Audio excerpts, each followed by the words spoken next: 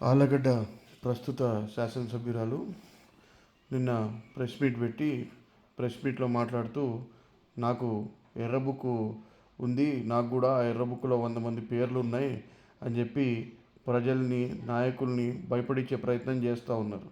నేను ఒకటే చెప్తున్నా, ఆళ్ళగడ్డలో ఎవరుని ఎర్ర బుక్కులకి పచ్చ బుక్కులకి భయపడే వాళ్ళు లేరు.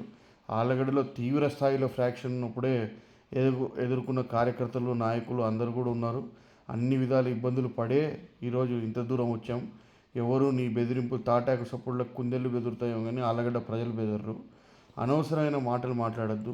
ప్రజలు నీకు అవకాశం ఇచ్చింది ఎర్రబుక్కు రాజ్యాంగాన్ని అమలు చేయడానికి కాదు, మీరు చెప్పిన మేనిఫెస్టోని అమలు చేసి ప్రజలకు మరింత మేలు చేస్తారు, గతంలో జగన్మోహన్ రెడ్డి గారు చేసిన దానికంటే మరింత మేలు చేస్తారనే ఆలోచనతో ప్రజలు మీకు అవకాశం ఇచ్చారు. ఈరోజు ఆ హామీలన్నీ పక్కన పెట్టేసి ఈరోజు మా కాడ ఎర్ర బుక్ ఉంది, మా కాడ పచ్చ బుక్ ఉంది, దాంట్లో నీ పేరుందో ఎవరి పేరుందో అని చెప్పి ప్రజల్ని భయపెట్టే ప్రయత్నం మాత్రం చేయొద్దు. ఎవరు భయపడరు, ప్రజలు అన్నీ కూడా గమనిస్తూనే ఉన్నారు. ఖచ్చితంగా నువ్వు చేసే అవినీతి మీద వసూళ్ళ మీద చర్చకు కూడా వాళ్ళు ప్రజలే ఒకరోజు సిద్ధమై వస్తారు. అంతవరకు ఓపిక పట్టు, ఆ రోజు కూడా దగ్గరలోనే ఉంది, తొందరపడద్దు.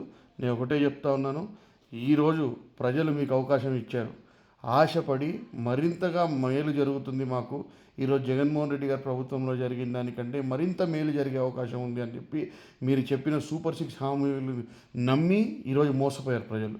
ఈరోజు మిమ్మల్ని అధికారంలోకి ఇచ్చిన తర్వాత అధికారంలోకి వచ్చి 3 నెలలు అవుతుంది.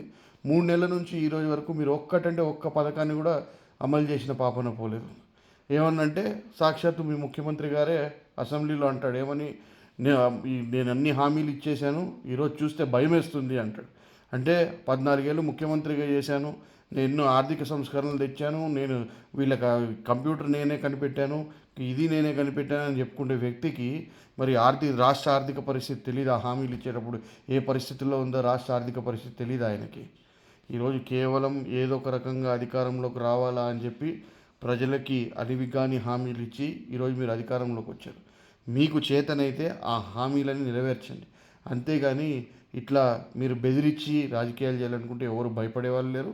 దాన్ని ధీటుగా ఎదుర్కోవడానికి అందరూ కూడా సిద్ధంగా ఉన్నారు. అదేవిధంగా